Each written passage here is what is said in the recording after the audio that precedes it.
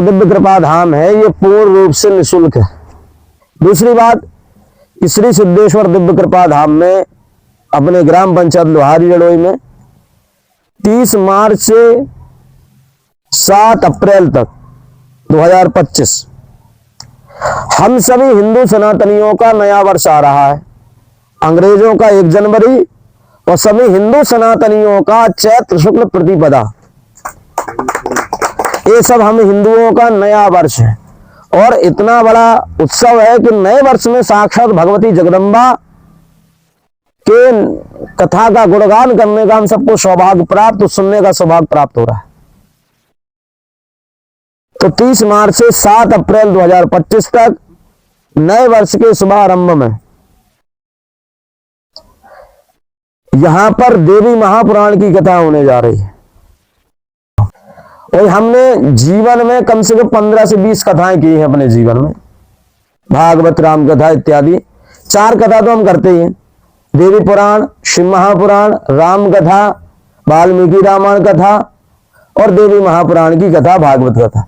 ये 4-5 कथा हम अपने जीवन में करते आए और ये देवी पुराण की कथा होने वाली है।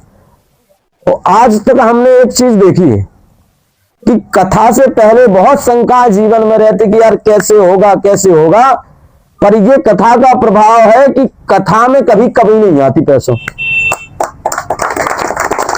कथा में कभी धन की कमी आ ही नहीं सकती, कभी भी नहीं आ सकती कथा में, क्योंकि वहां साक्षात जगदम्बा बैठी है।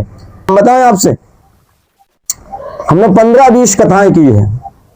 ठाकुर जी साक्षी, बब्बा जी साक्षी हैं और ये लोहारी लड़ोई की साक्षी है कि यहाँ 3-4 कथा हो गई। आज तक की कथा में हमने 1 रुपया नहीं लिया। और कथा कभी भी हम पैसे के लिए करते ही नहीं, कथा हमेशा हम निःशुल्क करते हैं। और ये और होता है कि जब कथा में कमी आती तो हम लोग खुद अपना पैसा खाता का निकाल करके लगा देते, क्योंकि भाई जिस कल्प वृक्ष के नीचे बैठ करके हम लोग कथा कर रहे हैं, बैठे हैं, अगर हमें कथाओं पर विश्वास है, पुराणों पर हमें विश्वास है कि भाई ये कल्प वृक्ष सब कुछ देने में सामर्थ है, तो हम दुनिया के लोगों से क्यों मांगे? जो यजमान कथा करवा रहा है उससे हम क्यों मांगे? हमें विश्वास है भाई हमारी कथा देगी सब कुछ। कि कभी भी कथा पैसों के लिए नहीं करनी चाहिए, कभी नहीं लेते हम निःशुल्क। एक तुलसी का पत्ता कोई दे दे हमें स्वीकार है। हम कभी भी कथा का पैसा नहीं ले सकते, ना कथा को बेच सकते। जो हमारे भाग्य में ठाकुर जी ने लिखा होगा वो हमें मिलेगा, क्योंकि हम